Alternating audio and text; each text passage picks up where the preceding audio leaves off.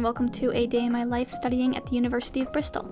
I started off my day after I had breakfast and did some reading by packing up my lunch for the day. As you can see, I had like this little penguin chocolate thing, a maple sea salt bar, among some other things that you'll see later. And then I did some prep for the class that I would be doing that day and looked at what I had to have done just to make sure I had actually done everything. Fortunately, I had. And then I packed up my backpack, put in the books that I needed, my lunch. I had a fair amount of time before I actually needed to go to class, so I was able to sit and go through my essay on the legal rights of nature. It's for a class I'm taking on environmental literature, and I'll tell you more about it shortly.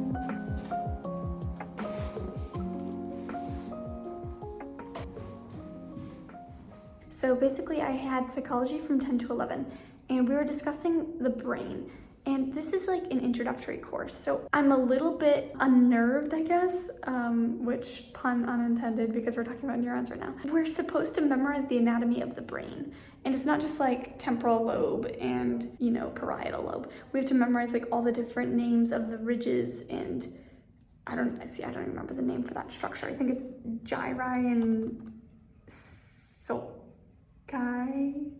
I'm pronouncing that horribly wrong. Hang on. Sulci. Oh, sulci. Okay. Gyri. Okay, I was right.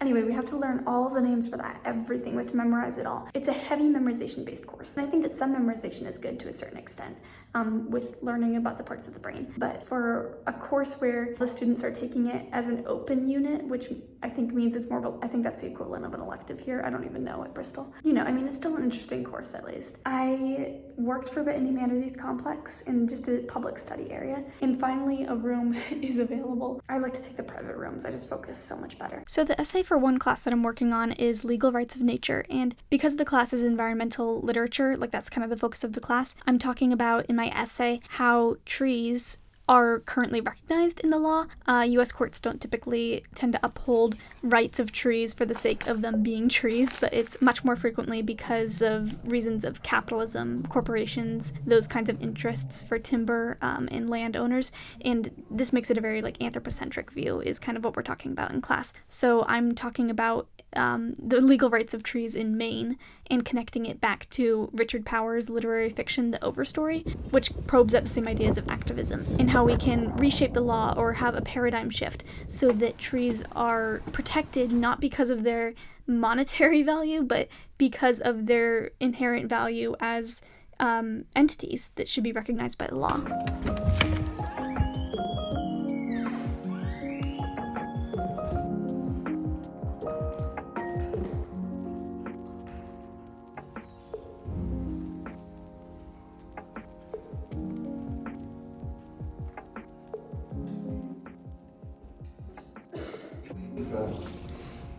It's just absolutely really nice. So here we are in week 8. Thank you. I'm on my way back from my last class now. It's so warm out today, it really feels like spring. And it's just after 4 p.m. So once I get back to my room, I'll probably do some easier tasks to check off my to-do list because I'll be having supper in about an hour. And I don't really feel like taking on a big heavy-duty project like one of my essays right now. I've got pineapple rice with lentils, and it's really good. It just exploded on me in the microwave. And carrots in the lentils too. So I just joined office hours. It was helpful. The professor provided some links that I can use to look at. I'll probably start making a study guide for that tonight too. Before, I had been using entirely Khan Academy, which is really helpful to a certain degree because eventually you just keep getting repeat questions and everything.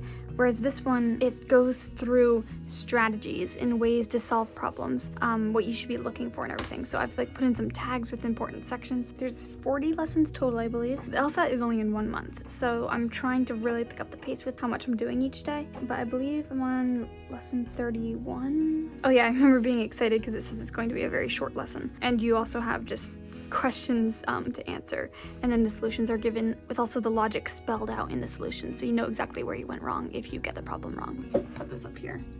It has gotten dark.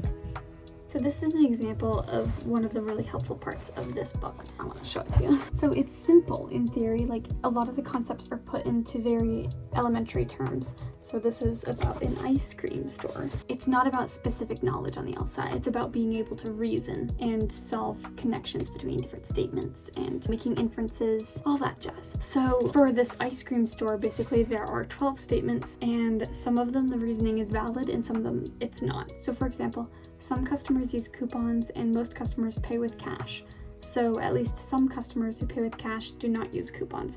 And basically the reasoning here is you have to assume that that's not valid because it's not enough substantial evidence to say that some customers who pay with cash don't use coupons. The categories are too vague of some and most. So for this one, it'll be invalid, basically.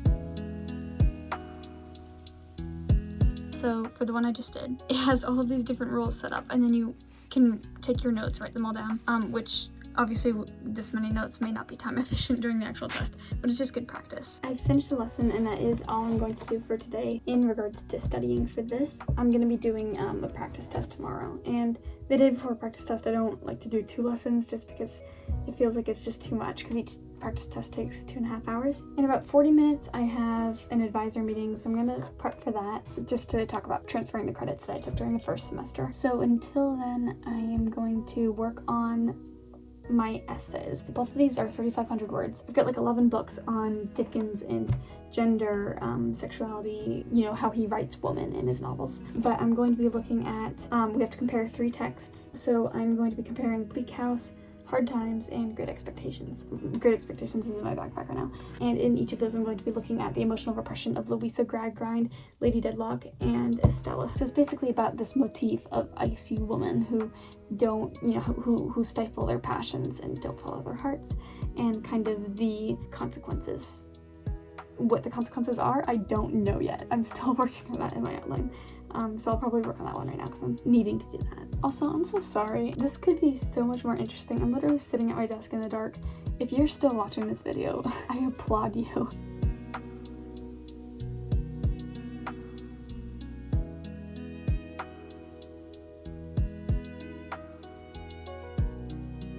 I'm gonna go shower now. It's like 10:30 p.m. I got a lot done today, and I'm glad because I feel like I've been getting behind with some stuff. I hope this was maybe slightly motivating as a study vlog, but thank you so much for watching, and I hope that you have a wonderful rest of your week.